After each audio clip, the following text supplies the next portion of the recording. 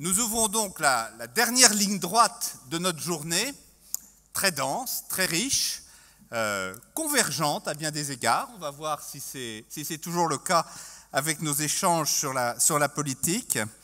C'est un peu une innovation pour ceux qui connaissent bien les États de la France. C'est la politique qui conclut.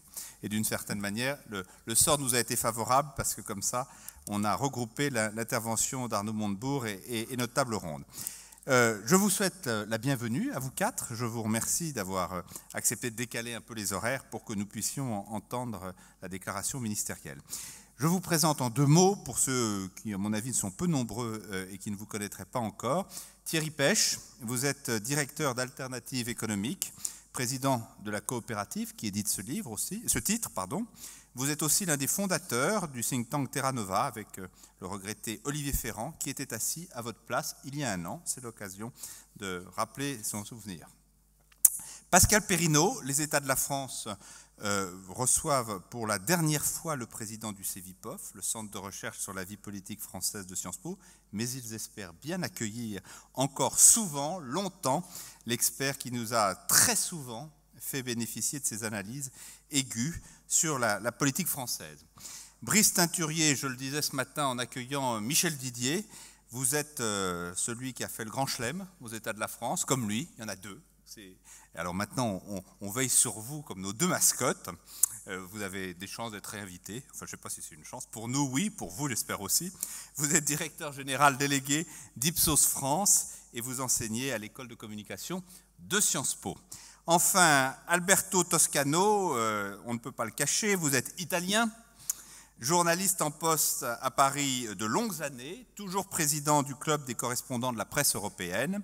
Les auditeurs et téléspectateurs connaissent parfaitement votre voix et votre accent inimitable et votre humour. J'espère que vous nous en apporterez encore une démonstration ce soir. Il y a un an, cet humour a été mis au service d'un livre que vous avez publié sous le titre « Ces gaffeurs qui nous gouvernent ». C'est une manière d'aborder aussi peut-être à votre façon la politique. Je me dis d'ailleurs que l'actualité peut-être vous donne l'envie de préparer un deuxième tome. Olivier Homolle, je vais vous donner la parole dans un instant, mais d'abord je vous présente. Vous êtes président de BASF France, tout nouveau aussi, partenaire des États de la France, deux nouveaux partenaires cette année. Nous sommes heureux de vous accueillir ici, bien sûr. Mais avant de vous donner la parole, je vais, pour la dernière fois et pour respecter la tradition, demander à Ludo van der Heyden de rejoindre le pupitre pour le 4e exercice de présentation de l'étude INSEAD, dont il va s'acquitter avec brièveté et brio, comme à son habitude. Merci, Captain Hook. Oui. Donc, dernier point de vue, la sphère politique. Et je l'aborde avec vous sous disons ce qu'on pourrait nommer les vertus de la justice dans la colonne. Les vertus de la justice, c'est bien sûr d'abord la clarté et la transparence. La communication, c'est pas seulement, bien sûr, exprimer ce que l'on pense, mais surtout écouter ce que l'autre dit sans personnaliser et sans tuer le messager. C'est ça surtout. C'est l'idée de l'avocat. Et on n'écoute pas si l'avocat est un bon nom ou pas, mais ce qu'il dit. Donc la capacité d'écouter, qu'on soit de gauche ou de droite, c'est le contenu qui compte et pas la personne. L'uniformité de traitement, donc on ne sépare pas les gens d'un côté et d'un autre côté, et puis on écoute un côté mais pas l'autre. Donc tout le monde a une chance. Et le changement, c'est-à-dire l'adaptabilité sous base d'évidences nouvelles. Et finalement, les philosophes ont décidé que tout ça peut mener à la compliance, on peut le faire de manière un peu routinière. Et c'est l'éthique de justice qui finalement est la cinquième vertu de la justice. Alors le tableau est assez clair, la sphère politique est dans ce sens-là la moins vertueuse. Des trois, j'avais déjà dit que la sphère internationale, ou la France dans la sphère internationale, est la plus vertueuse. Donc l'avis, à nouveau de notre panel de businessmen, c'est que la gouvernance politique, la méthode politique française ne fonctionne pas bien, un peu understatement. Incapacité de changement face aux évidences nouvelles, c'est-à-dire qu'on sait depuis longtemps qu'il y a des choses à faire, mais on ne parvient pas à le faire. Trop de biais. Transparence insuffisante sur les flux, sur les aboutissements, et finalement une éthique défaillante. j'arrive à la conclusion. Comme en France, le gouvernement est partout, et comme il y a un déficit de vertu dans la sphère politique, la conclusion concrète serait de sortir le politique comme exécutif de l'économique et du social. Je crois que ça a été dit plusieurs fois d'une autre manière, c'est-à-dire faisons le pari des partenaires sociaux et devenons un pays avec plus d'autonomie sur le business. Donc, pour résumer, je dirais plus de liberté, plus de fraternité, plus d'égalité d'opportunités dans le marché, et arrêtons l'utopie toxique de l'égalité de résultats. Comme disent les Anglais, life is unfair. La seule chose qu'on peut faire, essayons de vivre nos inégalités de manière la plus juste qui soit. Merci. Merci Ludo. Olivier, si vous voulez bien rejoindre le pupitre et ouvrir notre débat politique.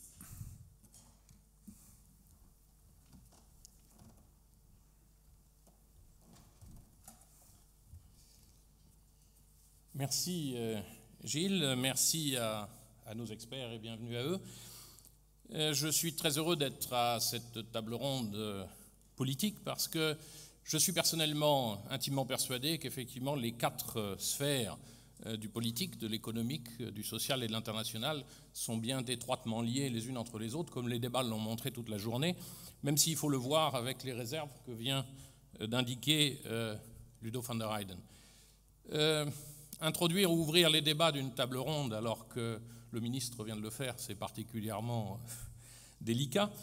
Je voudrais en revanche, en préliminaire, si vous me permettez, faire un tout petit aparté qui est un petit peu hors sujet par rapport à là. Mais ce matin, Jean-Paul Delevoye, dont j'ai énormément apprécié, je pense comme vous tous, la clarté, la vision et le degré d'élévation de sa pensée par rapport à l'ensemble de nos sujets, qui a brossé vraiment un tableau absolument fascinant.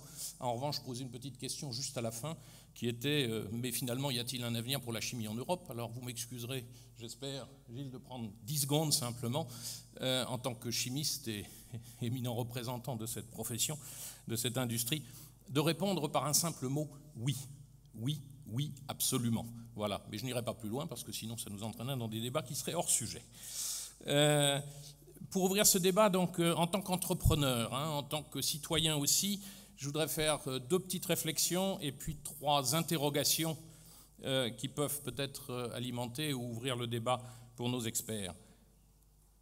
La première chose, c'est qu'en tant qu'entreprise, nous avons besoin essentiellement d'un cadre qui nous soit favorable pour pouvoir développer nos activités, pour pouvoir créer de l'emploi, pour pouvoir avancer. Et ça, c'est valable bien sûr dans un cadre français, dans un cadre européen. On a cité beaucoup de mots avec attractivité, stabilité, lisibilité, vision, perspective, compétitivité ou même flexibilité. Bien évidemment pas en revanche d'exécutif du social ou de l'économique, parce que c'est une tâche ardue qu'ont les politiques, c'est une tâche extrêmement complexe, mais qui est ô combien fondamentale, je crois, pour nous tous. Ce qu'il faut savoir là-dedans, c'est que nous, entrepreneurs, je crois, nous sommes tous vraiment prêts à rentrer dans ce débat, nous sommes prêts à travailler, nous sommes prêts à nous impliquer dedans, et nous comprenons très bien les équilibres qui sont à trouver entre ces différentes sphères, entre ces différents domaines, et nous l'avons dit tout à l'heure, et je crois que Christophe Demestre l'a dit très bien en entrée d'Arnaud Montebourg, nous sommes tous les ambassadeurs de la France auprès de nos maisons mères, et c'est bien pour cela que nous sommes là, et je crois que nous nous sentons français, et même très français, par choix, autant que par attachement viscéral. Le deuxième point, en revanche, que je voudrais évoquer, peut-être en introduction, c'est, et qui me préoccupe personnellement beaucoup, c'est le pessimisme ambiant. On l'a vu dans beaucoup des débats tout au long de cette journée. La crise est là, certes, avec une composante politique forte, mais c'est l'ambiance générale, moi, qui me soucie. Cette espèce de pessimisme qui règne partout, qui s'introduit partout. Et je ne parle pas du tout, puisqu'on est ici dans un thème politique, je ne parle pas du tout, bien sûr, de cette chute de popularité, par exemple, de nos dirigeants ou des questions comme ça. C'est un sentiment beaucoup plus profond, beaucoup plus diffus, qui touche l'ensemble de la population. Et ce pessimisme, il faut le savoir, c'est quelque chose effectivement d'extrêmement contagieux et donc de très problématique.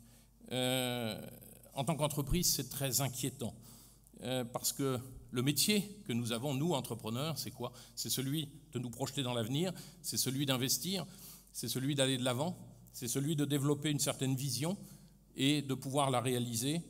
Et la peur de l'avenir, c'est évidemment un fléau au sens économique du terme. Et la France, dans tous les sondages, on l'a vu récemment dans un dernier sondage Gallup que je lisais, nous sommes pratiquement les bons derniers dans le monde entier, y compris dans le dernier sondage que j'ai vu, derrière les Nigérians et les Irakiens. Donc vous voyez que si nous sommes plus pessimistes qu'eux, je trouve quand même que c'est que notre image de nous-mêmes est quand même malheureusement un petit peu faussée. Et ce qui m'inquiète encore plus dans cette image du pessimisme, c'est que les jeunes ont une image, eux, très inquiétante. Ils sont très pessimistes, ils sont très critiques, ils sont inquiets. Or, ce sont eux qui vont faire l'avenir à notre place, parce que d'ici 10 ans, 20 ans, 30 ans, c'est eux qui seront là, ce n'est plus nous, et c'est eux qui vont faire tout cela. Et nous avons besoin, ça a été dit ce matin fortement, de progrès techniques, technologiques, de progrès scientifiques. Nous avons besoin d'avancer, et pour ça, qui est-ce qui le fera? Eh bien, ce sont les jeunes, et si on ne le fait pas avec eux, on n'arrivera pas à le faire. Et sans parler, bien sûr, de cette fracture qui existe. Alors, c'est le maître mot, confiance, qu'on a vu passer bon nombre de fois dans la journée, et qui me paraît, moi, être un mot fondamental. Comment redonner confiance à nos jeunes, notamment, mais aussi à tous nos concitoyens, et comment concilier, c'est le titre de cette table ronde ici, comment concilier la rigueur et la compétitivité nécessaires aujourd'hui avec l'équité d'une part et avec la confiance en l'avenir d'autre part. C'est une question complexe qui dépasse de beaucoup une simple équation économique. C'est une équation qui relève en fait des 4 sphères à la fois et où le politique, mais aussi les entreprises, ont un rôle majeur à jouer. Alors 3 petites interrogations simplement avant de passer la parole à nos experts. La première, c'est, sans minimiser bien sûr le rôle de chacune des parties, individuellement d'une part, comme de nous tous collectivement, est-ce que ce n'est pas d'abord quand même à l'État, mais aussi aux politiques, de créer les conditions de la confiance, en engageant des actions fortes, propres à préparer l'avenir, en donnant des messages positifs et surtout des messages pédagogiques en direction de nos concitoyens et également, je le rappelle, en direction, puisque nous sommes des entreprises étrangères, en direction de nos principaux partenaires étrangers, auprès desquels notre image s'est malheureusement fortement dégradée. Et puis surtout, en rassemblant plutôt qu'en divisant, en expliquant et en écoutant plutôt qu'en fustigeant. Et enfin, en provoquant ce choc de compétitivité, mais aussi ce choc culturel que nous attendons tous, et pour reprendre l'expression de Jean-Paul Debois de ce matin, dans le sens d'une véritable espérance collective. Mais deuxième interrogation, est-ce que nous n'avons pas, nous aussi les entrepreneurs, à savoir également rassurer nos concitoyens sur notre capacité à préparer, à bâtir l'avenir, à leur montrer en tout premier lieu notre capacité à offrir aux jeunes des perspectives d'avenir, à accueillir ces jeunes dans ce monde passionnant qu'est celui de l'entreprise. Moi, je suis toujours frappé personnellement. Les jeunes, vous le savez, dans tous les sondages, je vois l'entreprise de façon très mitigée. Souvent, ils n'osent pas, ils ne veulent pas, ils rêvent d'autre chose parce qu'ils ont des craintes. Et puis finalement, une fois qu'on les a gagnés à l'entreprise, une fois qu'ils ont commencé à travailler dans l'entreprise, ils s'aperçoivent qu'en fait, c'est des métiers absolument passionnants et ils ne le quitteraient plus par la suite. Donc ça prouve bien qu'on a là vraiment quelque chose, un message à faire passer. C'est à nous de savoir le faire. À nous peut-être aussi de prendre davantage la peine et le temps d'expliquer aux politiques, justement, la réalité du monde de l'entreprise et la réalité de nos enjeux. Et tout ça, bien sûr, ça suppose un dialogue ouvert entre tout le monde pour aligner les différentes visions du monde que nous avons. Alors, troisième et dernier point, qui est plus peut-être une affirmation qu'une interrogation, on doit bien garder à l'esprit cette question des jeunes, qui pour moi est une question fondamentale. Ils nous attendent tous. Ils attendent de nous des tas de choses. Et quand je dis nous, c'est les politiques, les entrepreneurs, bien sûr, mais aussi tous les autres acteurs de la société, de la vie économique, sur ce défi de la confiance et sur l'avenir. Et nous avons tous une responsabilité lourde vis-à-vis d'eux, et en particulier celle, bien sûr, d'agir ensemble. En fait, il y a urgence, il y a même une urgence absolue, et je pense qu'il faut qu'on en soit conscient. Mais rassurez-vous, je reste bien, tant à titre personnel que comme chef d'entreprise, un indéfectible optimiste. Je vois d'ailleurs de nombreux signaux positifs de changement qui apparaissent dans le monde et qui apparaissent notamment en France et qu'on peut sentir. Il faut écouter ces signaux faibles, arriver à les faire grandir, les capter et les mettre en avant.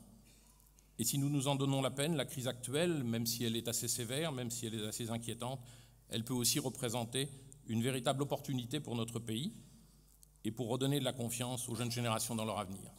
Alors voilà, il suffit de le faire. Let's do it. Et je passe la parole à nos experts. Merci beaucoup, Olivier.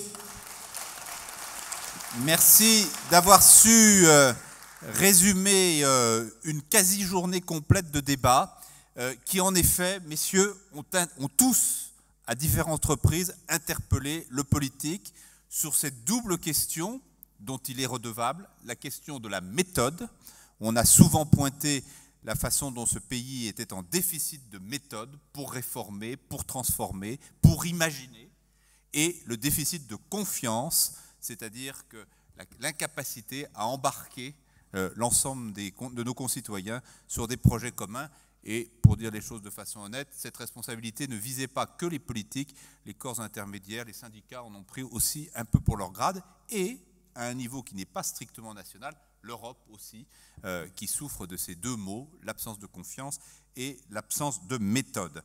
Ça va nous permettre de rebondir, ça va vous permettre de rebondir, parce que c'est évidemment autour de ces sujets que nous allons travailler, puisque le cahier des charges que nous a demandé de traiter Denis, c'est comment concilier rigueur et confiance dans l'avenir, la rigueur en enveloppant un concept très, très large.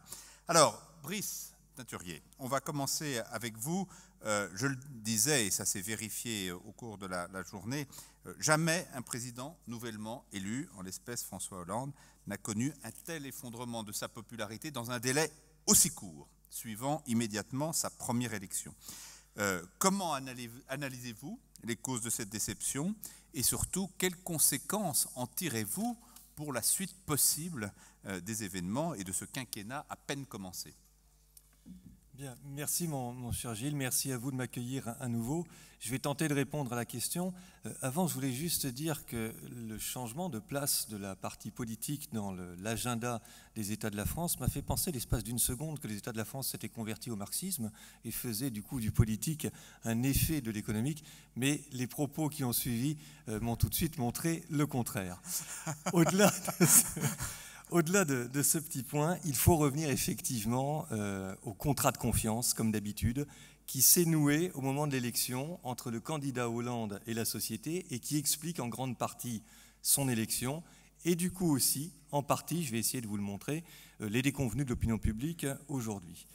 Le contrat de confiance, il repose sur deux piliers essentiels qui sont d'une part une espérance faible mais réelle, et ce point est absolument décisif, en la possibilité d'une politique économique plus efficace et plus juste, c'est-à-dire que c'est bien la question économique qui a fait la différence in fine, je le dis parce qu'il y a eu des analyses autour de la question identitaire, et je maintiens que c'est au contraire sur l'espérance d'une politique économique plus efficace en matière de chômage et de croissance, plus efficace en matière de pouvoir d'achat, que ce candidat a réussi à rallier une majorité de suffrages, et que le resserrement, ce fameux resserrement du second tour a été obtenu par Nicolas Sarkozy davantage sur les enjeux économiques que sur les enjeux identitaires.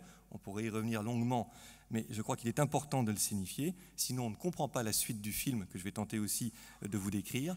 Et puis le deuxième pilier, le deuxième élément du contrat de confiance qui s'était noué en mai 2012, c'était le rejet du clivage, de la volonté d'opposer, et au contraire un désir d'apaisement de la société française et de rassemblement qui, là encore, s'est plutôt incarné sur François Hollande, dont il a été en tous les cas la structure d'accueil privilégiée. Ça sont donc les deux principaux leviers qui ont joué en 2012. Mais il faut tout de suite ajouter que l'élection s'est faite en même temps sur un fond de toile qui est difficile dès le départ pour ce candidat et pour ce président nouvellement élu. D'abord parce qu'il a une assise politique relativement faible. Non pas que la victoire serait étriquée ou de justesse, comme on l'a dit parfois. 51,6, ce n'est pas une très grande victoire, mais c'est une victoire claire. Mais parce que, malgré tout, ce n'est qu'une victoire à 51,6. Et même si le Parti socialiste est la majorité absolue à lui tout seul, il est clair que François Hollande ne va pas bénéficier d'un état de grâce. Il sera à 55% dans les premières mesures d'opinion chez nous, Ipsos, là où Nicolas Sarkozy était à 63 ou 64% en juillet. Et il n'aura pas cet état de grâce, non seulement parce que sa victoire n'est donc pas aussi large que l'avait été celle de Nicolas Sarkozy, mais également parce que tout au long de la campagne, et cela a continué d'ailleurs après, il y a eu aussi un procès en incompétence, en illégitimité, en incapacité, en victoire qui n'aurait été due qu'à un anti-sarkozysme fondé sur la personne.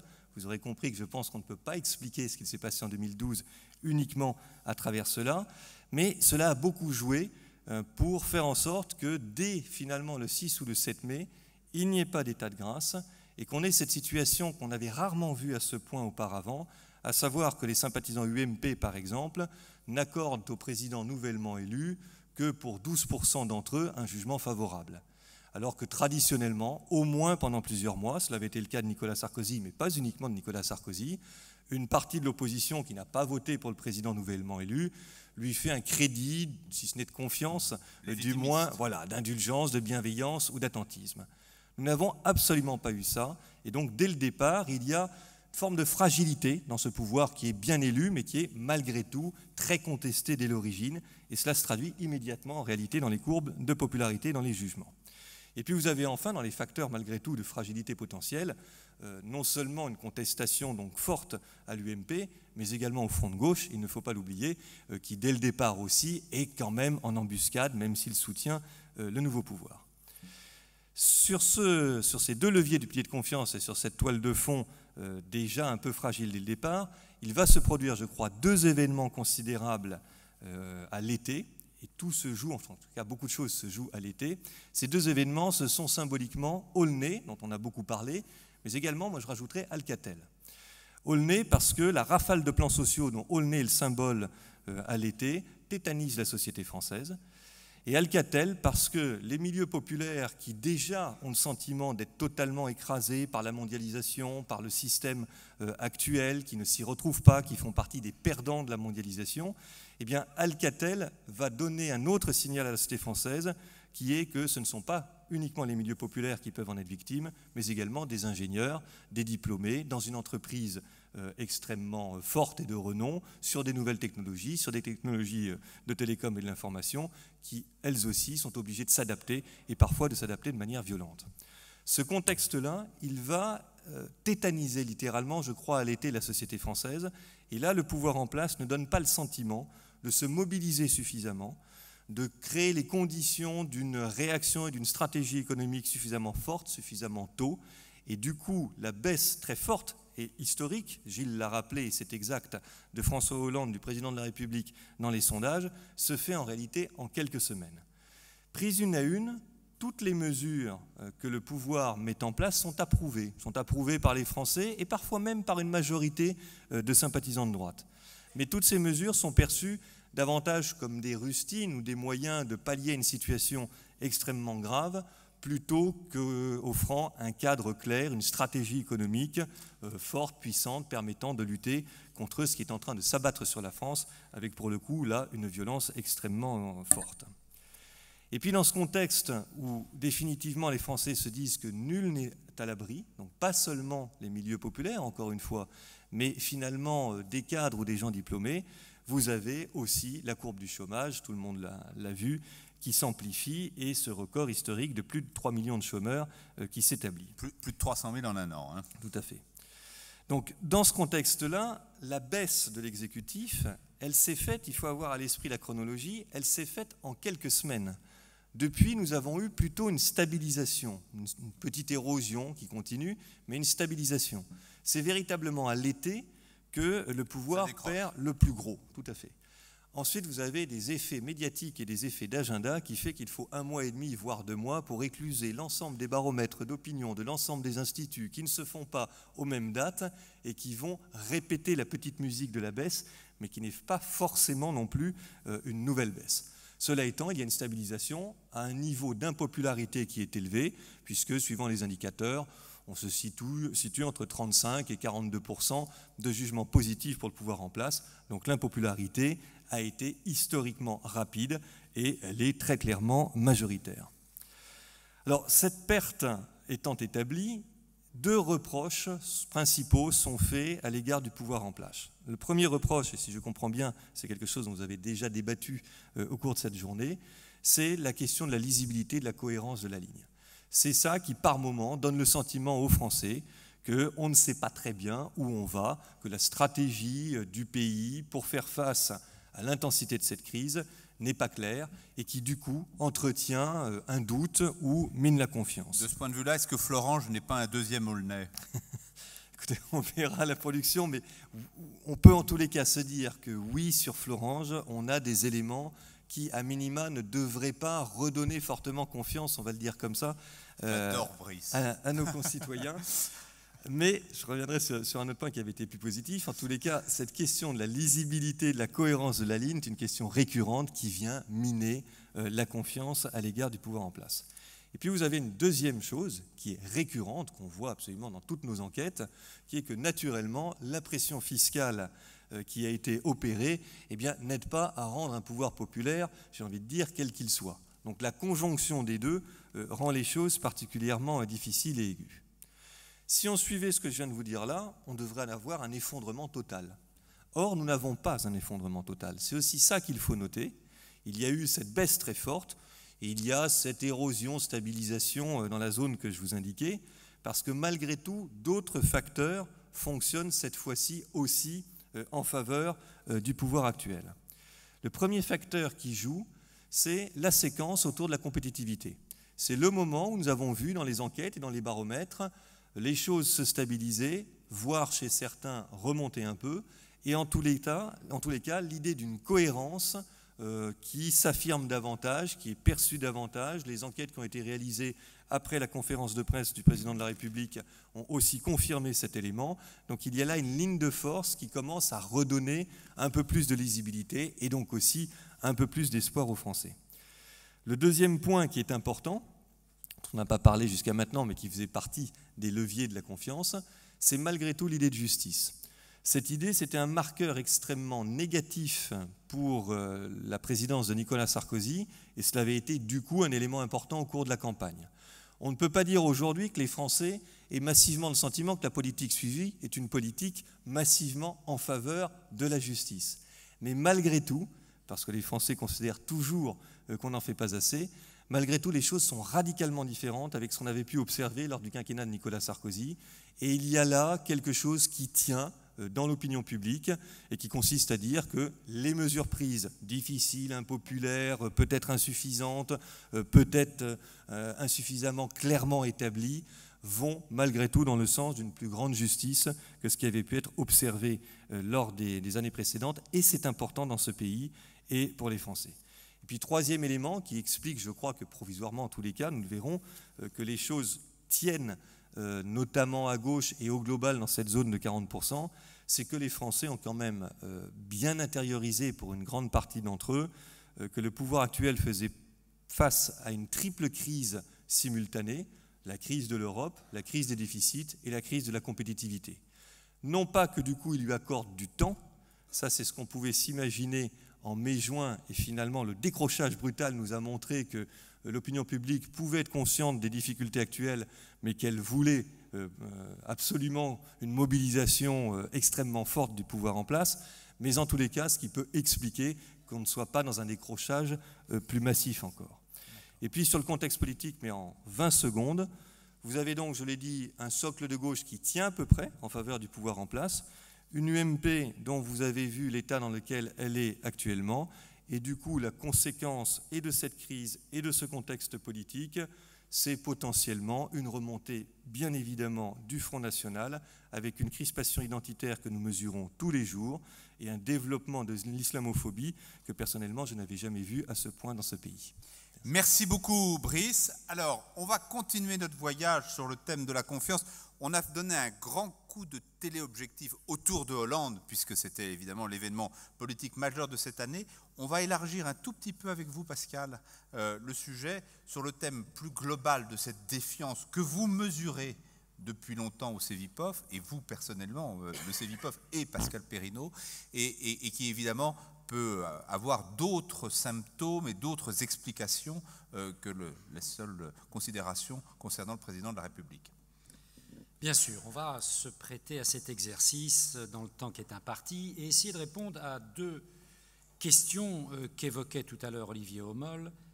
Le pessimisme ambiant particulier en France, qui touche la population plus qu'ailleurs en Europe, et je donnerai à partir des sondages de l'Eurobaromètre, vous savez, qui posent les mêmes questions dans l'ensemble des 27 pays de l'Union européenne, des éléments de comparaison, afin de bien comprendre la nature du pessimisme franco-français.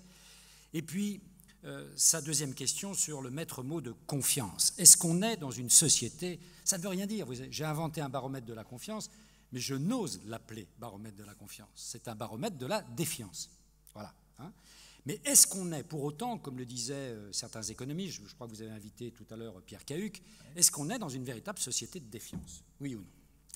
Alors, la conjoncture politique, comme vient de le dire mon ami Brice, elle est extrêmement morose. Pour manier la litote, le pouvoir ne convainc pas, l'opposition non plus. Bien. Cela nourrit, bien sûr, une déprime politique qui était déjà, en France, extrêmement élevée. Mais au-delà de cet état de déprime politique, il y a un malaise beaucoup plus profond qui cherche de plus en plus ces modes d'expression politique. Et le Front National en est un symptôme. Deuxième symptôme dont on parle moins, c'est le retrait des Français de la vie politique. Il faudra suivre très attentivement cet indicateur du retrait qu'est l'abstention. Alors, la crise économique et financière dont vous parlez depuis ce matin touche de plein fouet tous les pays européens. Et dans tous les pays européens, quand on regarde les sondages de l'Eurobaromètre, il y a des anticipations dans la population, des anticipations qui sont marquées au coin d'un très solide pessimisme.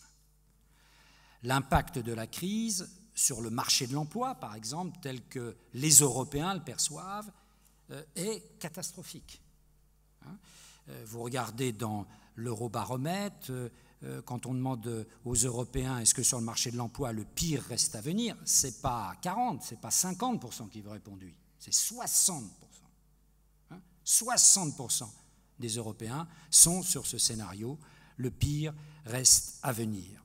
Et ceux qui échappent à ce pessimisme ambiant sont une toute petite minorité. Une toute petite minorité. Et ça ne s'explique pas simplement par des pays où le taux de chômage serait faible, par exemple comme l'Autriche, qui garde une opinion assez optimiste, ou le Danemark, mais c'est parfois des questions purement de culture politique. Des pays comme la Lettonie et la Bulgarie, par exemple, considèrent que le pire ne reste pas à venir. Donc vous voyez, ce n'est pas simplement, et les indicateurs économiques et de taux de chômage ne sont pas extrêmement favorables dans ces pays. Donc tout ne peut pas être ramené, vous voyez, à des indicateurs, voilà, et à l'économie. Il y a bien des questions de culture sur lesquelles je reviendrai à propos du cas France. On pourrait multiplier les exemples dans l'Eurobaromètre qui vont renforcer cette impression de pessimisme, et la France, en général, en dépit d'indicateurs économiques qui ne sont pas tous catastrophiques, se situe en revanche du côté vraiment de l'opinion pessimiste. Tout à l'heure, Olivier Homolle nous disait, en effet, il y a un mécanisme essentiel, c'est la croyance dans l'avenir, la capacité à se projeter, ou du moins à projeter la génération de nos enfants dans un avenir plus radieux. Et là, il y a des questions dans l'Eurobaromètre assez intéressantes qui tentent de mesurer l'impact sur le moral des ménages de la crise. Et on pose la question aux Européens et aux Français, est-ce que voilà, votre situation actuelle vous permet d'envisager des projets dans l'avenir? À l'horizon d'1 à 2 ans, dans les 6 prochains mois, ou est-ce que vous vous contentez de vivre au jour le jour? Eh bien, il faut savoir maintenant que c'est la dernière des réponses qui a une majorité relative. Une majorité relative, heureusement, d'Européens dit, ben voilà, maintenant, moi, je vis au jour le jour. Et ça n'est qu'un quart qui a une capacité à se projeter sur les 1 ou 2 ans à venir. Un quart. Un Européen sur 4. Donc, le scénario est un scénario sombre. Et le scénario est un scénario qui touche, parce qu'on pourrait se dire, mais allez, des pans entiers de citoyens y échappent.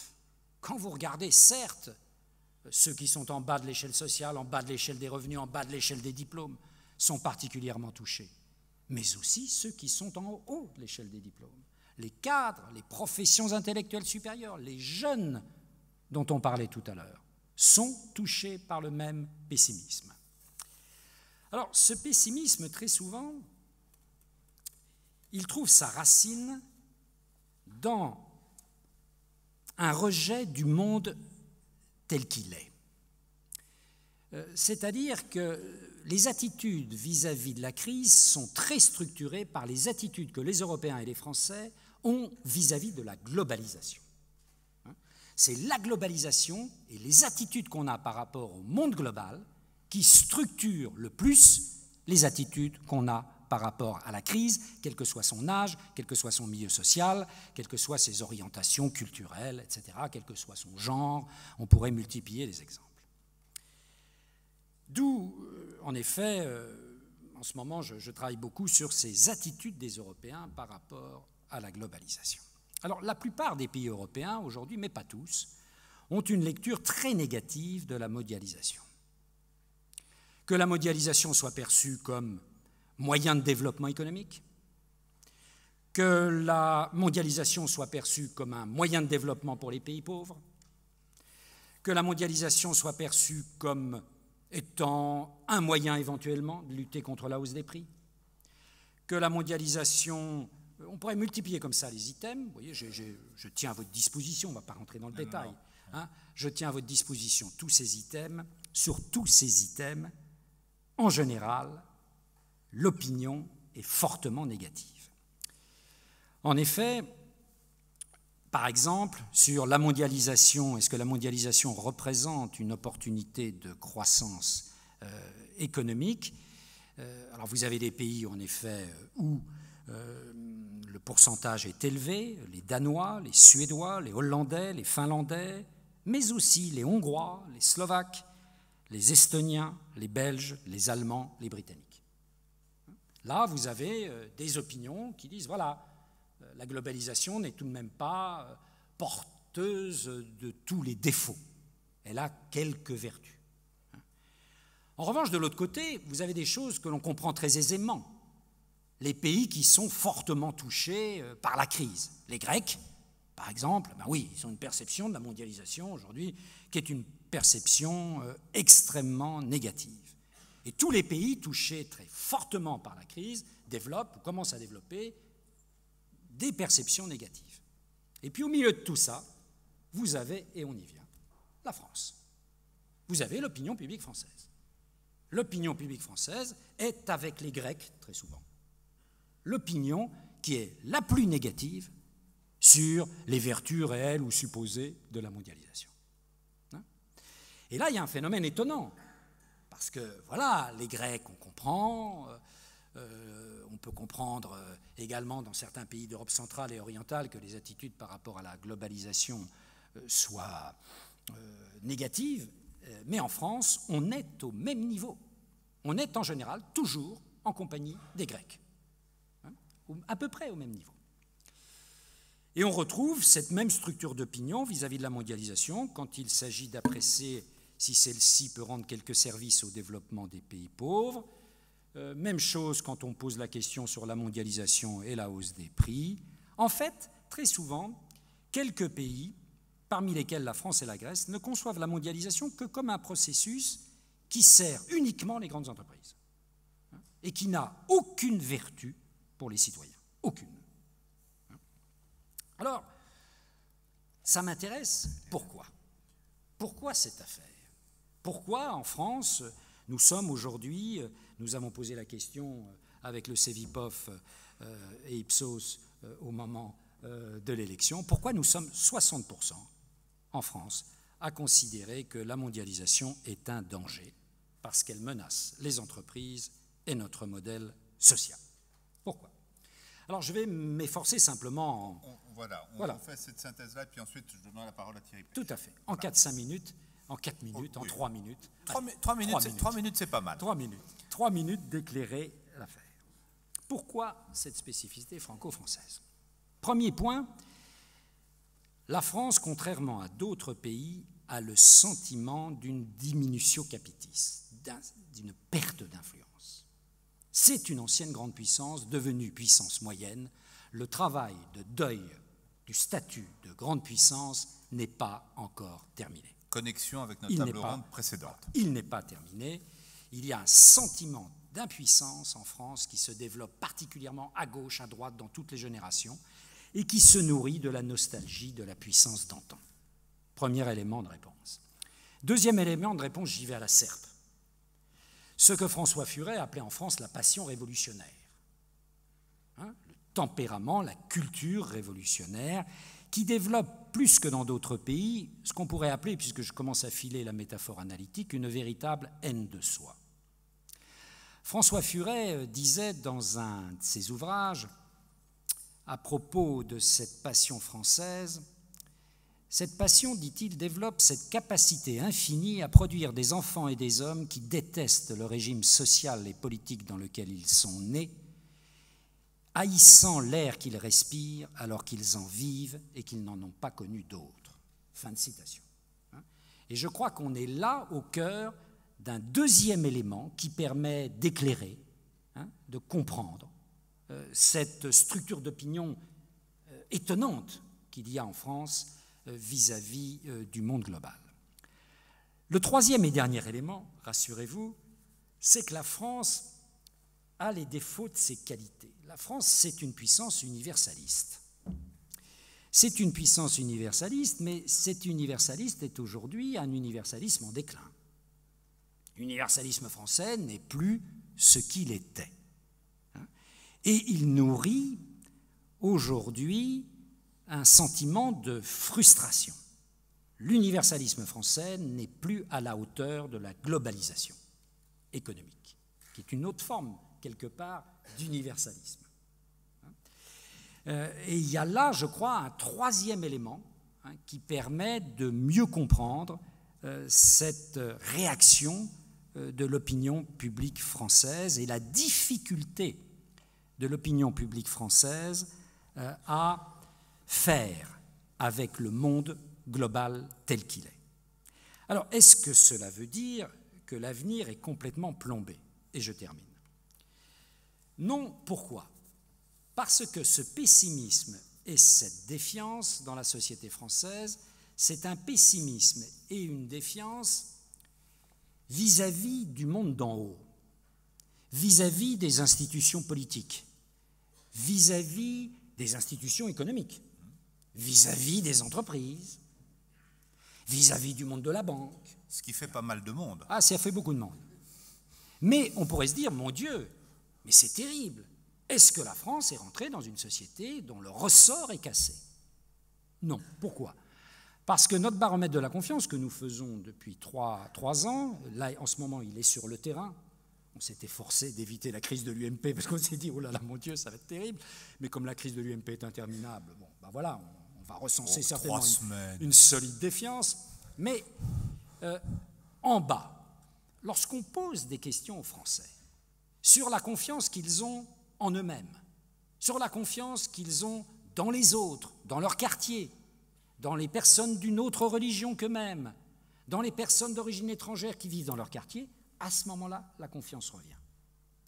C'est-à-dire que le problème franco-français, c'est une confiance en bas et une défiance en haut, avec un défi phénoménal pour les politiques, ils ne sont pas très bien partis, mais pour les dirigeants d'entreprise, pour le monde associatif, pour le monde syndical, de faire en sorte de positiver, comme on dit dans la grande distribution, de positiver cette confiance d'en bas pour la transformer en confiance d'en haut.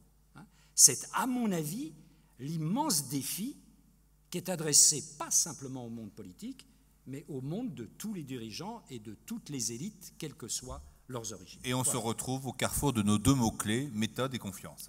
C'est la méthode qu'il faut changer et la confiance qu'il faut créer. Merci beaucoup Pascal, c'était comme toujours extrêmement fécond et passionnant. Thierry Pêche, c'est volontairement que nous avons invité plutôt l'économiste à une table ronde politique. Précisément pour faire le lien entre les deux dimensions, même s'il s'établit naturellement depuis ce matin. On a parlé beaucoup de politique ce matin et on vient à nouveau de parler d'économie. Mais avec vous, on va le faire d'une manière encore plus ciblée.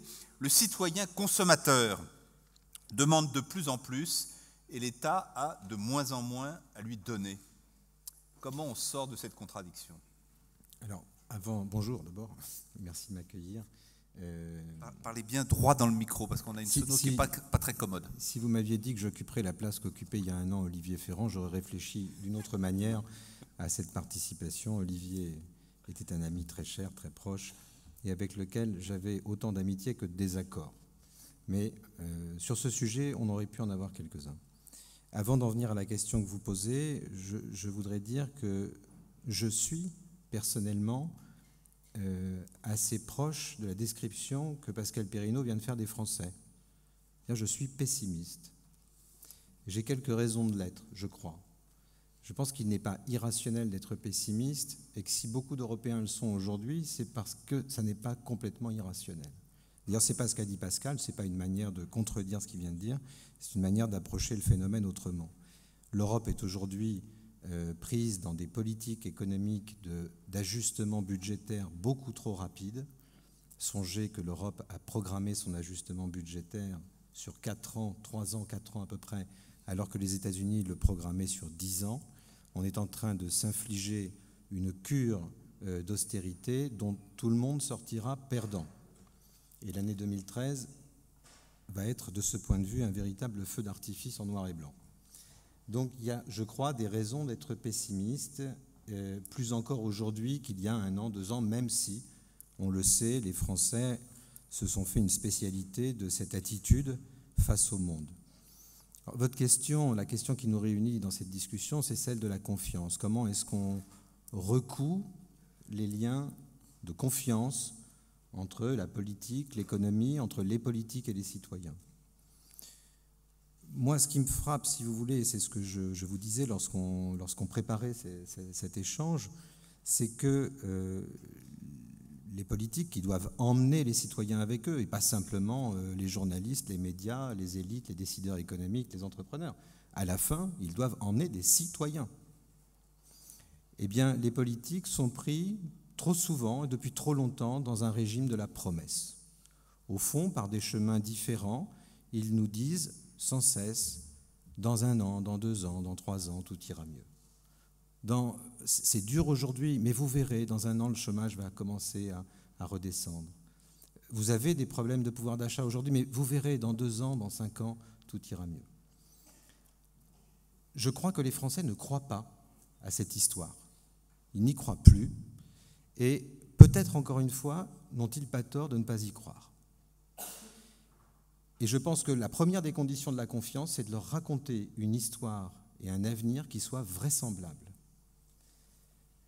Je crois personnellement que l'histoire et l'avenir vraisemblable de ce pays est qu'il est durablement installé dans un régime de croissance lente, molle, pas 0, 0,4, 0,5 comme on le voit aujourd'hui, mais probablement pas beaucoup plus que 1, 1,5.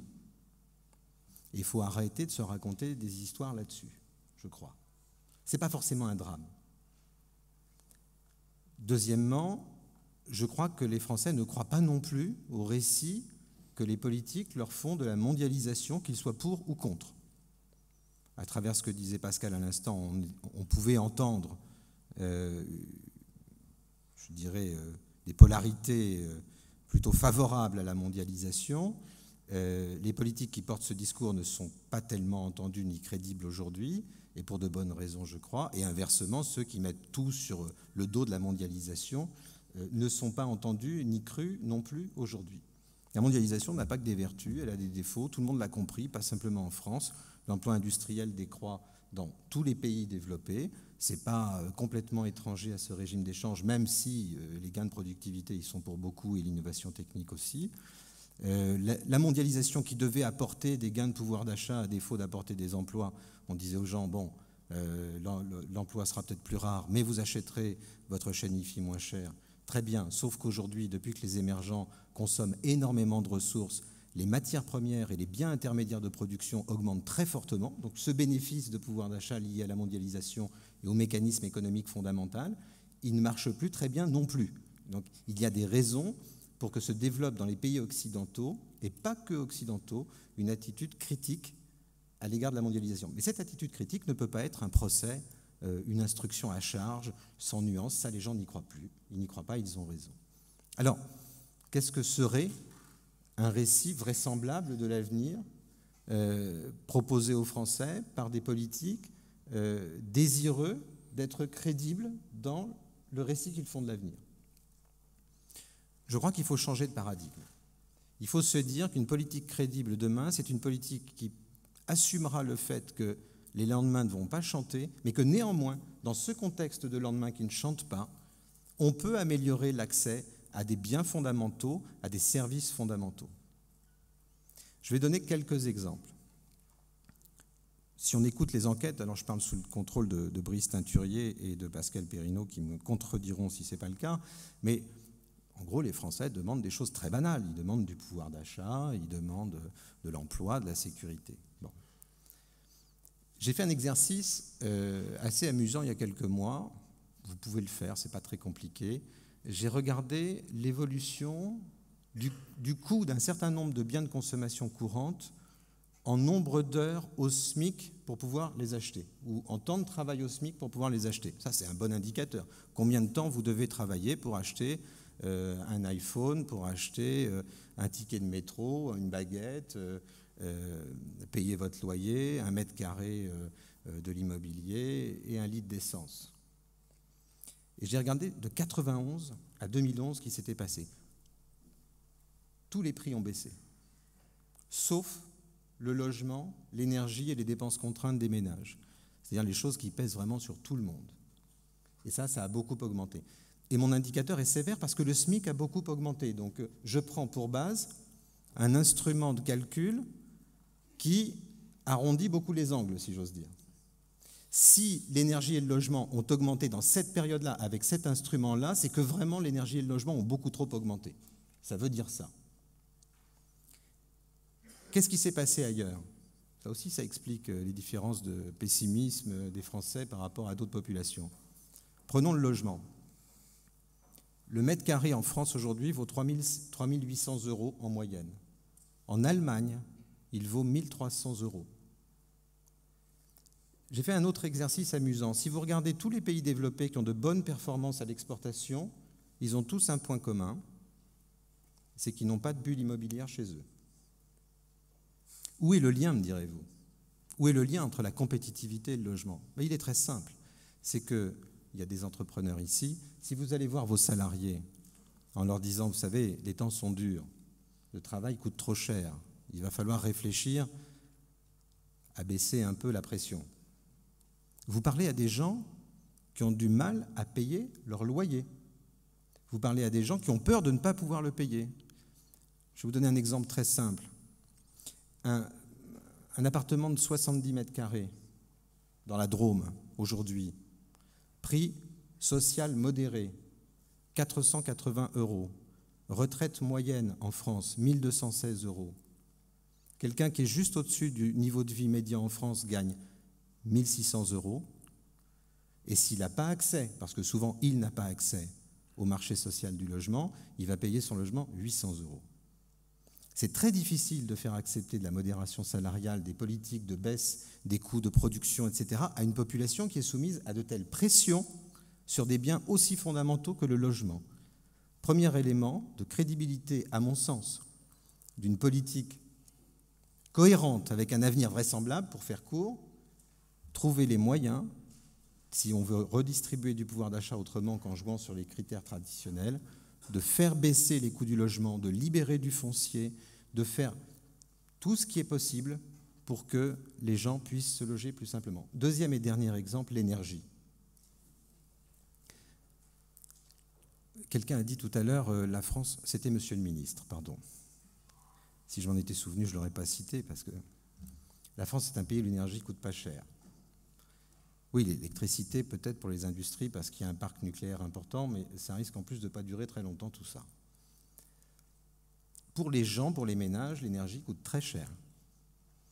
Songez qu'au début des années 2000, les 27 pays qui composent aujourd'hui l'Union européenne avaient une facture d'importation énergétique d'hydrocarbures de 80 milliards d'euros. 10 ans plus tard, la facture d'importation énergétique d'hydrocarbures est de 480 milliards d'euros. Elle a beaucoup augmenté. Le cours du Brent a augmenté, etc. Tout le monde sait ça. Bon. Ces 480 milliards d'euros, ils vont travailler ailleurs. C'est de l'argent qui passe les frontières et qui va créer des emplois, de la richesse ailleurs. Une partie revient, par exemple, dans les caisses du PSG, lui permet d'acheter des joueurs formidables par la grâce des fonds qataris. Parce que, comme vous le savez, le niveau du salaire des stars du football est très étroitement corrélé au niveau du Brent. Voilà, la boucle est bouclée. Mais en gros, cet argent va travailler ailleurs. Il va créer des emplois ailleurs. À ce prix-là, à ce niveau de coût-là, ça devient intéressant d'investir dans une politique de l'énergie qui soit un peu moins dispendieuse. Ça peut même créer des emplois d'investir dans l'efficacité énergétique, d'isoler les bâtiments. Et c'est des emplois qui ne sont pas des emplois super qualifiés pour les élites qui ont Bac+6, etc. C'est des emplois pour des artisans qualifiés. Bon. Il est grand temps, et ça je crois, je donne ces deux exemples, je pourrais en donner d'autres, mais je ne veux pas être trop long. Il est grand temps que les politiques, pour me résumer, proposent au pays un récit de l'avenir qui soit vraisemblable et qu'ils en tirent les conséquences en termes d'action politique. Il y a beaucoup à faire pour améliorer l'accès des gens à des biens et des services fondamentaux, et ils seront à ce moment-là plus disponibles à des politiques de compétitivité, à des politiques de baisse des coûts de production, etc. Si on ne le fait pas, on a rendez-vous avec de graves difficultés. Merci beaucoup Thierry Pech. Alors Alberto Toscano, nous concluons avec vous ce tour de table. Le fait nouveau de l'année écoulée en Europe, c'est le comeback de l'Italie. Alors, je ne sais pas qu'on dit comeback en italien. Ça se dit comeback. Comeback, ben voilà, c'est formidable.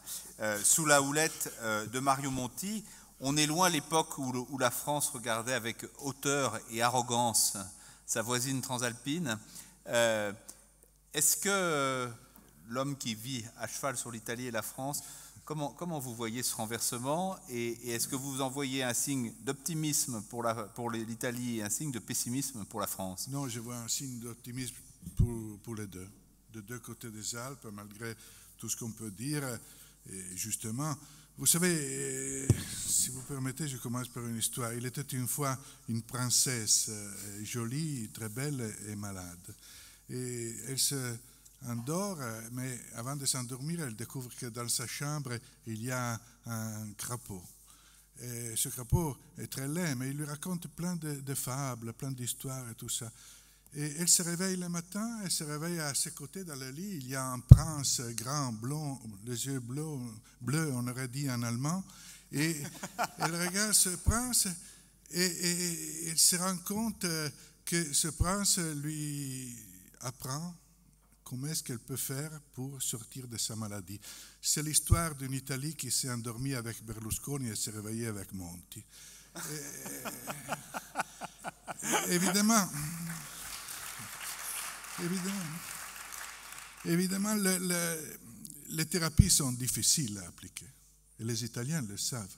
Ils sont en train de s'en apercevoir. La thérapie de Monti est faite de réduction des dépenses publiques. Est fait de se rendre compte de tout ce que l'Italie avait voulu ignorer pendant des dizaines d'années.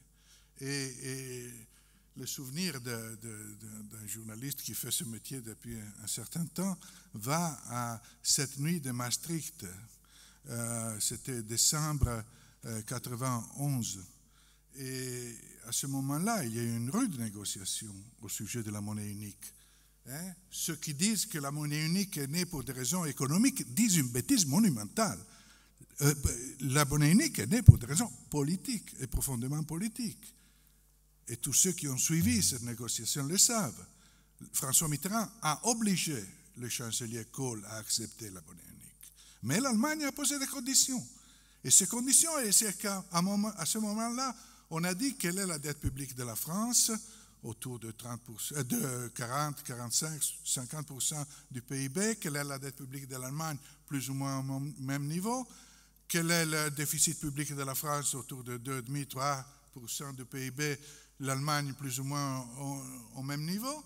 L'Italie avait une dette publique déjà de 115% du PIB, un déficit public autour de 10-11% du PIB, mais on a choisi les paramètres qui étaient les paramètres des deux pays fondamentaux. Ensuite, aujourd'hui, l'Italie a encore une dette publique de 120% du PIB et la France a augmenté de façon exponentielle sa dette publique jusqu'à arriver aujourd'hui à 93% de son PIB. En termes arithmétiques, la dette publique de la France est pratiquement le même numéro, le même chiffre que la dette publique de l'Italie. Ça pour dire que par rapport à il y a 20 ans, l'Italie a dû faire des sacrifices.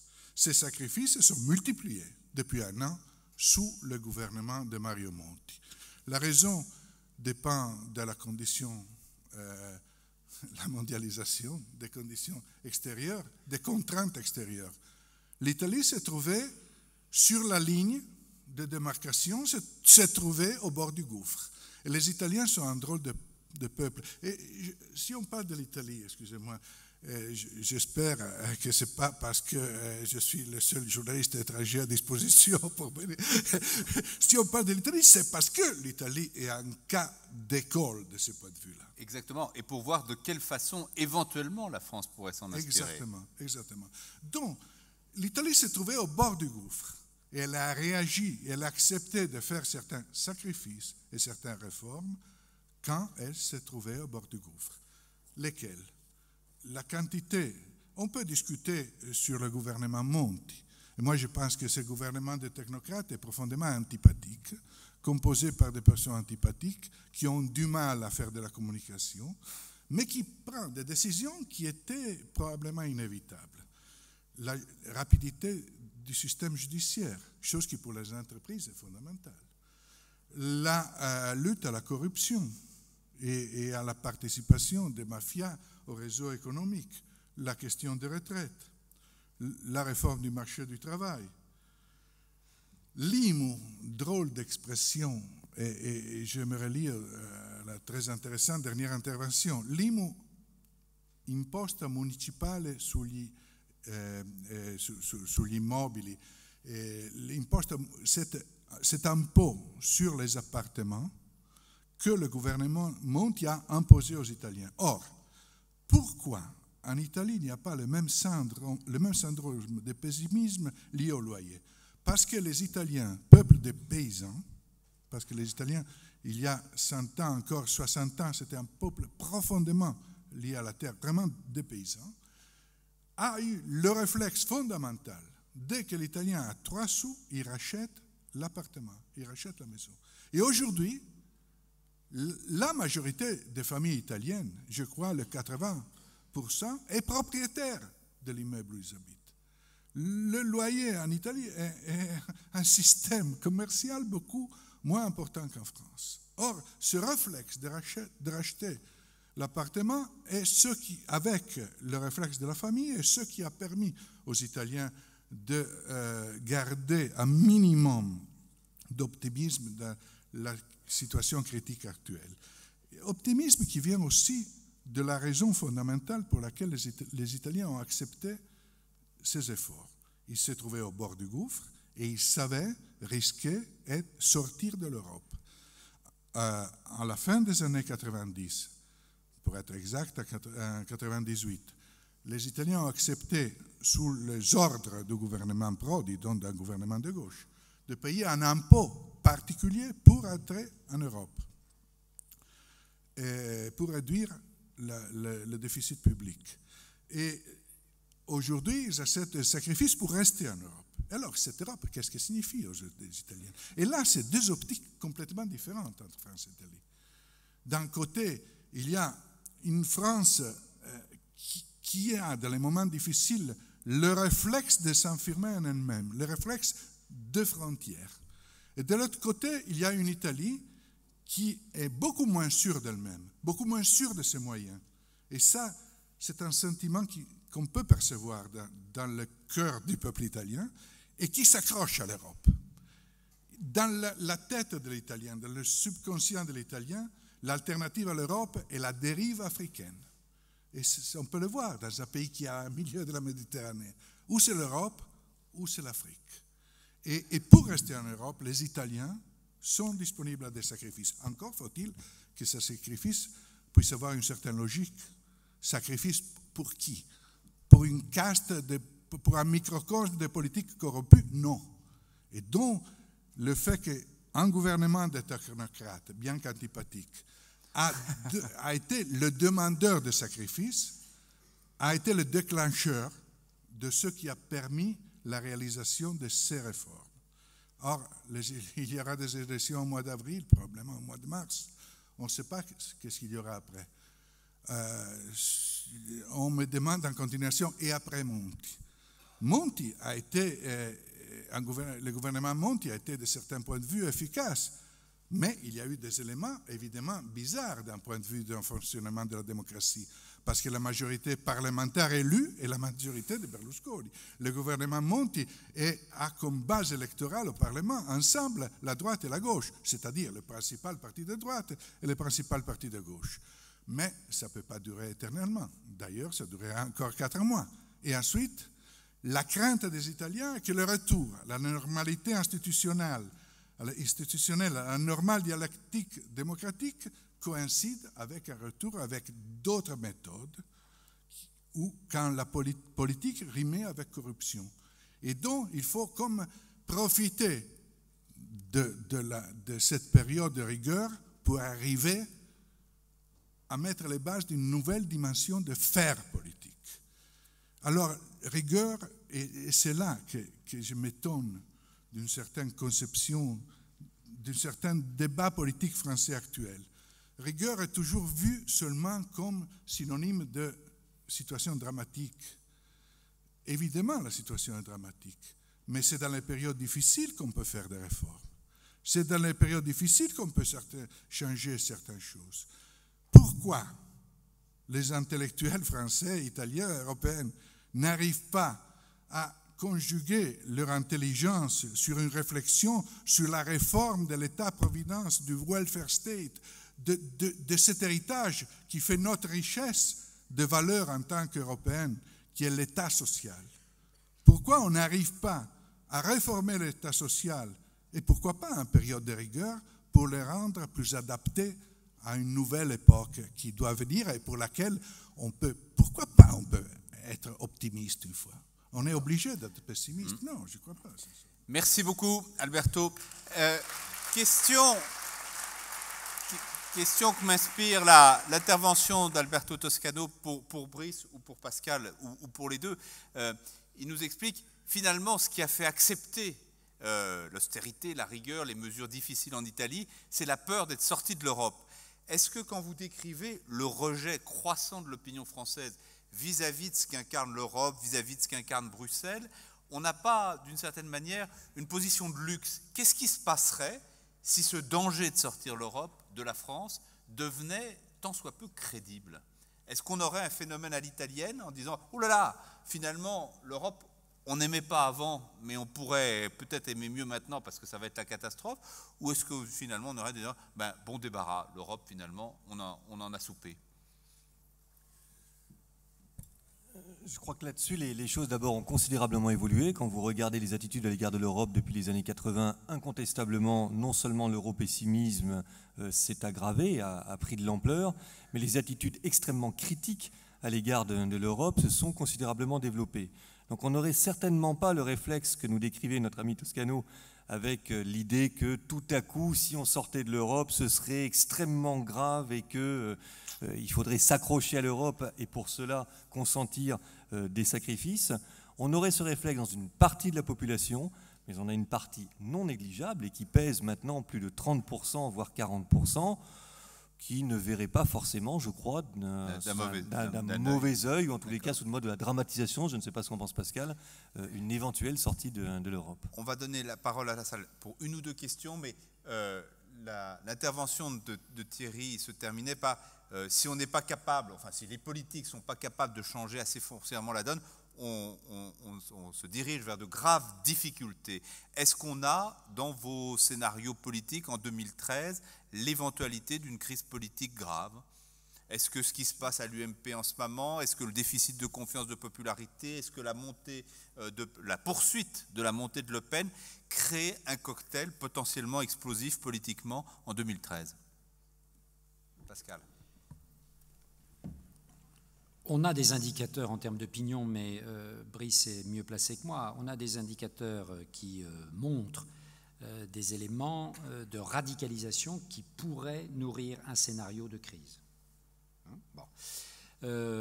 Cependant, la crise de l'UMP est très intéressante parce qu'on pourrait se dire que cette crise de l'UMP va avoir comme effet direct de nourrir dans l'espace des droites un processus de radicalisation et une montée en puissance phénoménale du Front National. Alors, nous allons avoir quelques éléments de réponse avec les législatives partielles qu'il faudra regarder très attentivement. Là, c'est du concret. Hein, on ne va pas être dans les sondages. Voilà, on va être dans du concret. Pour l'instant, si l'on prend des données d'opinion, mais qui sont des données fragiles, par exemple l'image du Front National reste stable. L'image de l'UDI, mais qui est un nouveau venu sur la scène politique, l'image de l'UDI, en revanche, connaît une véritable petite embellie. Donc, mais nous ne sommes pas dans des bulletins de vote. En termes d'image, on a l'impression que le premier bénéficiaire dans l'espace des droites ou de la non-gauche de la crise de l'UMP, c'est davantage l'UDI que le FN. Mais l'UDI, il pique aussi à la gauche, non ? Pas tellement. Pas tellement. Non, c'est pas. D'accord. Quand on regarde, on a chez les sympathisants de l'UMP, par exemple, une montée en puissance forte de l'image positive de l'UDI. Hein. Alors reste à l'UDI à traduire cela en espèces sonnantes et trébuchantes au plan électoral, ce qui est une autre affaire. Ok. Si je peux parler un petit complément. Le paradoxe, c'est que tous les indicateurs de confiance, de défiance sont maximaux et sont plutôt sur une tendance d'aggravation de la défiance. Ça, c'est incontestable. En revanche, les indicateurs de mobilisation, tant chez les salariés que chez les Français, ne semblent absolument pas dire qu'on va connaître un scénario à la grecque, crise sociale, Espagne, etc., etc. C'est naturellement une bonne nouvelle, mais ça a une limite quand même dans la bonne nouvelle. Ça veut dire que les Français vont chercher d'autres modes d'expression à ce mécontentement, à cette défiance. Ça peut passer par le retrait, très bien, le retrait civique. La résignation. Ça peut passer aussi, malgré tout, par le Front National. Et ça peut passer par tout ce qu'on n'arrive pas très clairement à définir, à identifier. Si on était sûr que le débouché allait être une des formes classiques, c'est-à-dire la contestation de la mobilisation, j'ai envie de dire, on serait au moins en terrain connu. Mais le paradoxe, c'est que tous les indicateurs ont de quoi réellement nous inquiéter et nous faire penser que la crise de leadership, l'absence de cohérence perçue, l'absence de lisibilité, l'absence, j'aime beaucoup l'expression de Thierry Pêche, de récits vraisemblables sur ce qui peut se produire dans ce pays, ne peuvent que conduire à un blocage massif, et on ne le constate pas dans les indicateurs comportementaux déclarés. Mais à un moment donné, je suis persuadé qu'on ne restera pas dans cette ambivalence, avec une tension accrue d'un côté et des comportements qui resteraient béatement ou benoîtement ceux qu'on connaît simplement aujourd'hui. Thierry, un petit mot, le dernier. Rapidement, ça marche ? Non, ça marche plus ? Si, ça va marcher. Bon. Un petit mot, la France a une chance, elle s'appelle la Ve République. Elle a des institutions très solides. Quand on voit le bordel, parce qu'il n'y a pas d'autre mot, du débat politique américain, c'est quand même la pire constitution qu'on ait mise au monde. C'est la constitution qui rend la gestion de crise tout simplement impossible. On se félicite, on remercie le général de Gaulle, qui n'est pas de ma famille politique, mais on le remercie à genoux, les mains jointes, d'avoir donné à ce pays des institutions aussi solides. Elles sont faites pour la crise. Donc ça, c'est un bon point. Le problème, si vous voulez, c'est que si l'épicentre demain du débat politique et économique, c'est faut-il ou non rester dans l'euro, alors le repositionnement mécanique du Front National est très avantageux. Parce que le pari de Marine Le Pen, c'est quand même de pousser la cohérence de destruction jusqu'au bout et de dire il faut sortir de l'euro, il faut être protectionniste, il faut aller vers la guerre des monnaies, il faut dévaluer. Elle a mis en cohérence et en ligne tous les arguments. Et ce jour-là, c'est pour ça qu'il faut très vite aussi éteindre la crise européenne et trouver des voies de sortie crédibles, parce que ce jour-là, je crois effectivement, on sera face à de graves difficultés. Est-ce qu'il y a une ou deux questions ou remarques? Attendez, on va donner la parole à ça et puis on va conclure surtout. Olivier Giscard d'Estaing au premier rang, François Imbert là. Allez, on prend ces deux questions ou ces deux remarques à la suite et puis ensuite on conclut. Merci de me redonner l'occasion de manifester mon opinion plus que des questions. Je vais le faire sur 2 points. Le premier, c'est la crise politique actuelle. En réalité, nous ne risquons pas de basculer vers les extrêmes, ni l'extrême gauche marxiste, ni l'extrême droite nationaliste. L'opinion publique française n'est pas mûre pour ça, heureusement. Donc si des hommes publics se déstabilisent, se décrédibilisent, il y en aura d'autres qui viendront. Et on va assister à la naissance d'une nouvelle couche d'hommes politiques, et je crois qu'il y a suffisamment d'hommes intelligents pour qu'ils puissent aspirer à ça et à nous donner un nouveau leadership. Mon autre remarque, c'est que j'ai quand même eu l'impression que vous cultiviez dans toute cette journée le pessimisme, par une connaissance bien sûr des difficultés économiques, mais j'aimerais qu'on ait une vision un peu différente de la situation économique et de l'avenir. Thierry de Montbrial se plaint de ce que le pourcentage du PNB français baisse par rapport au PNB mondial. Moi, je m'en félicite, parce que qu'est-ce que ça veut dire?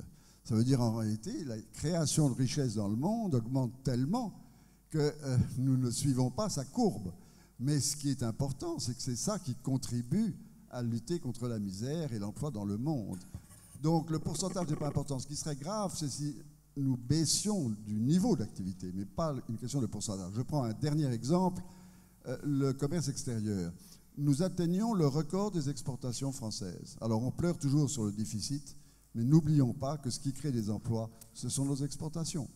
Alors je ne crois pas que notre objectif était de cultiver le pessimiste, nous l'avons peut-être observé, ce qui n'est pas exactement pareil. Question là, non, juste là. Ici, levez le bras pour qu'on puisse vous voir, parce que sinon, il n'y a aucune chance que le micro arrive à vous. Une question rapide. Rapide, ça marche, oui. Qui est sur la croissance dans un monde fini. Ça donnerait peut-être du grain à moudre à frère Samuel, dans la logique du changement de paradigme. J'ai du mal à me faire une opinion sur ça, la croissance infinie dans un monde fini, avec des ressources finies. Est-ce que vous pouvez nous donner quelques éléments là-dessus? Thierry Pêche? Facile.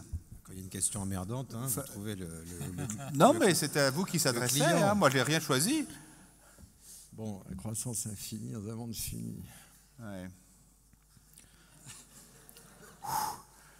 Écoutez, moi, je ne suis pas décroissanciste du tout. Non, mais attendez, vous avez vu l'heure pour poser une question comme ça? Laissez-le répondre. Laissez-moi respirer, je réfléchis en même temps. Donc, moi, je suis pas... Non, mais je vais quand même venir à la question. Je ne suis pas décroissanciste, je pense qu'on n'en a pas les moyens. En revanche, je trouve légitime le débat sur le contenu de la croissance. Que la croissance soit finie, infinie, à la limite, on s'en fout un peu. La question, c'est ce qu'il y a dedans. C'est le débat sur les indicateurs de richesse, c'est avec quoi on fait de la croissance. Si on fait de la croissance avec des accidents de voiture, des catastrophes naturelles, on préférerait qu'il n'y ait pas de croissance. La récession est infiniment plus désirable que la croissance née de la destruction. Bon. Or, on a des indicateurs de richesse qui, mécaniquement, valorisent ces situations, ce qui est absurde. Il y a un vrai débat à avoir sur ce qu'on appelle la croissance, c'est-à-dire comment on peut hybrider des critères de comptabilité nationale qui sont finalement hérités d'un regard relativement froid et cynique sur la vie collective, avec des critères de développement humain. Le vrai débat, à mon avis, il est là.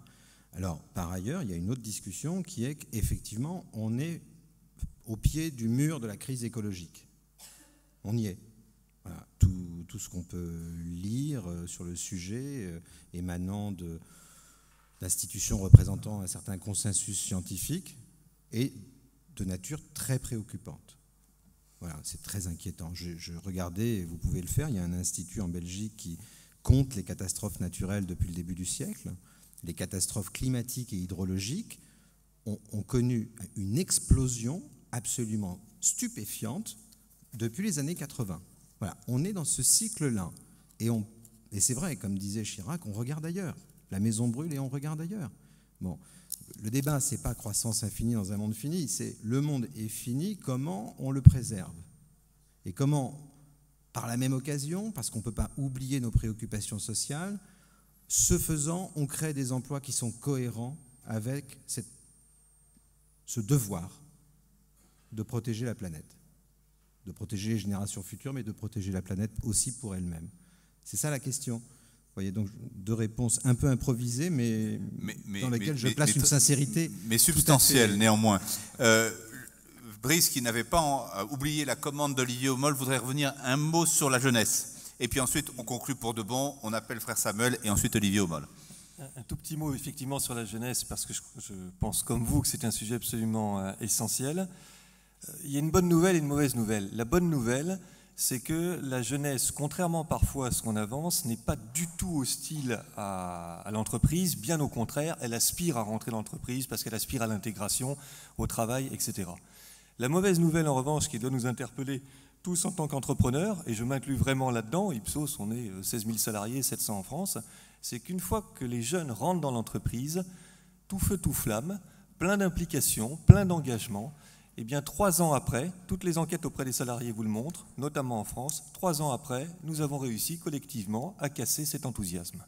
Donc là, il y a un sujet, je pense, qui est un sujet réellement de management et de capacité à poursuivre l'effort d'intégration de cette jeunesse qui touche tous les décideurs économiques et pas simplement les pouvoirs publics dans leur capacité supposée à fabriquer de la richesse et de l'emploi.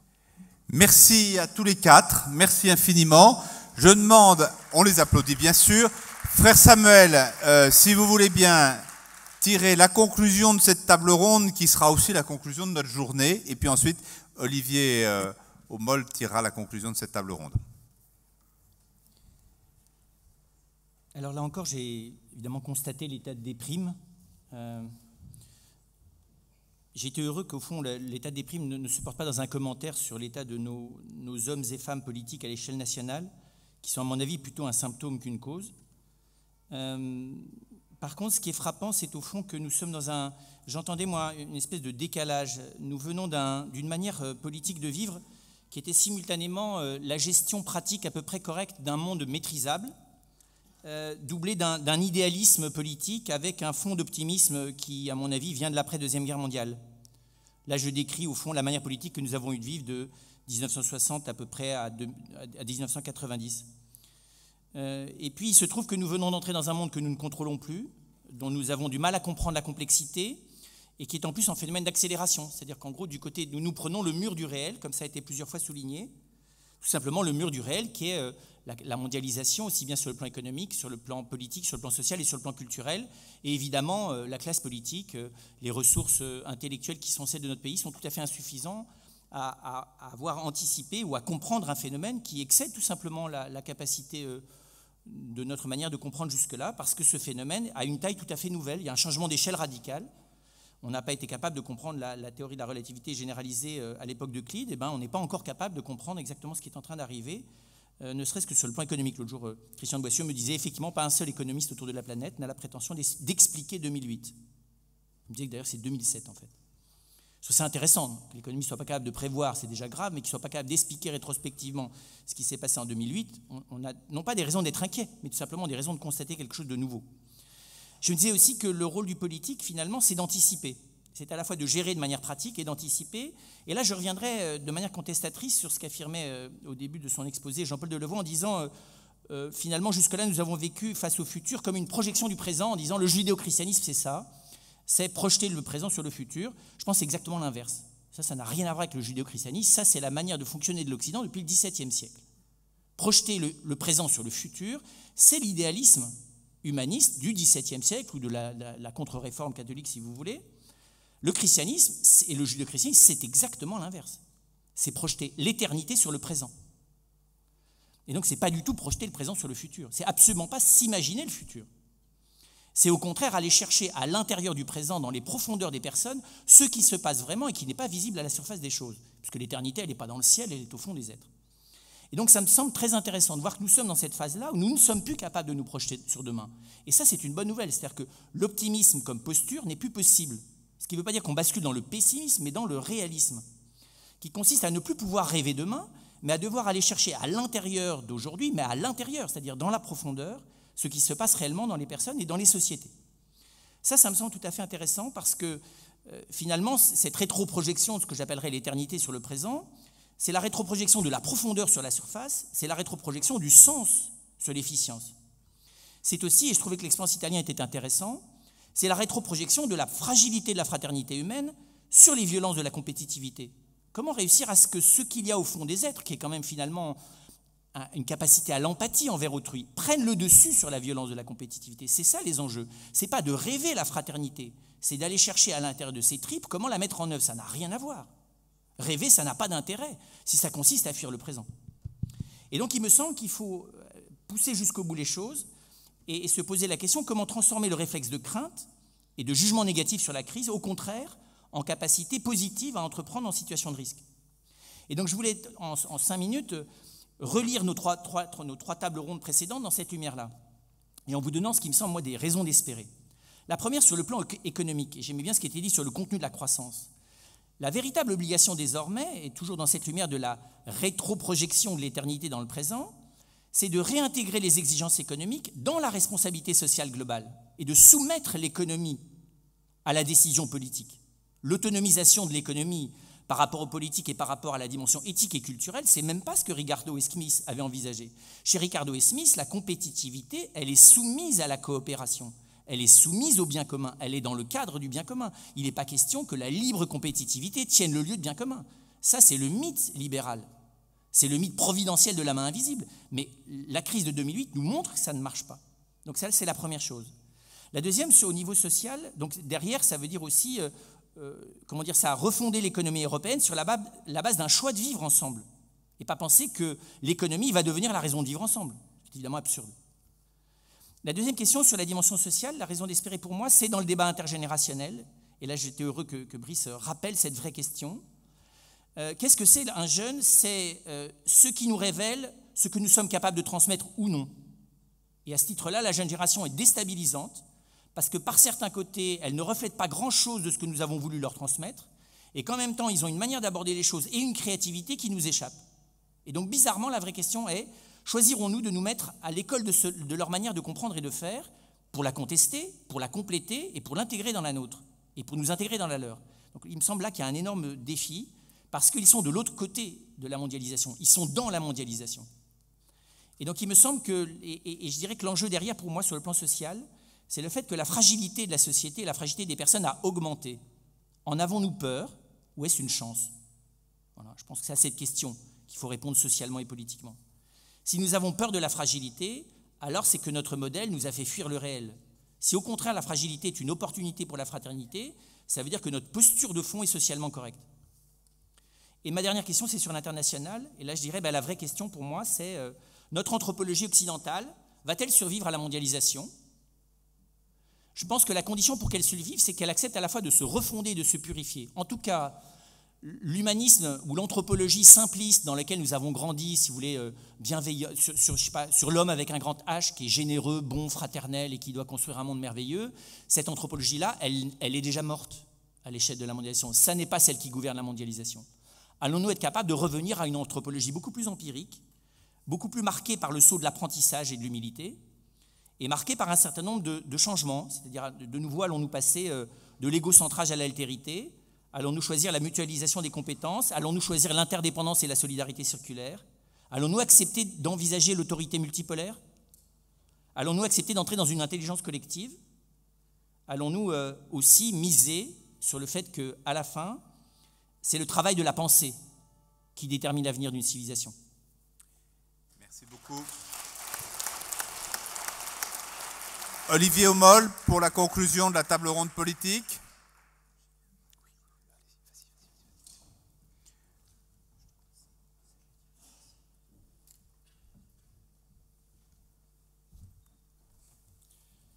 C'est une tâche extrêmement difficile maintenant, après avoir pris une telle altitude.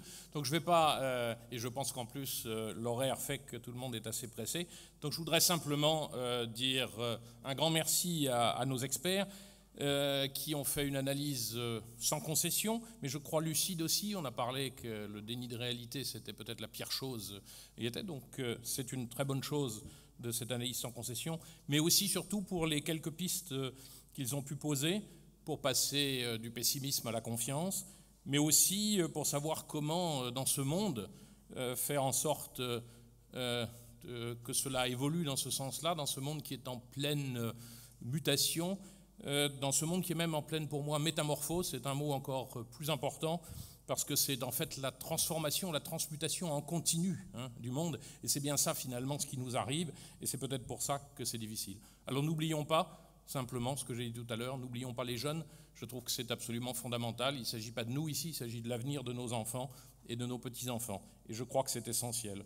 Alors, en tant qu'entrepreneur, je dirais, on peut bien sûr, si je peux me permettre de faire un petit clin d'œil à Alberto Toscano, de dire, on peut espérer qu'en politique, on se réveillera un de ces matins avec quelques princes charmants en politique, mais je pense que pas la meilleure nécessairement chose, allemand. Mais la première chose, c'est surtout peut-être de prendre notre avenir tous en main et de dire, comme je disais tout à l'heure, let's do it, faisons-le, et merci et bravo à tout le monde.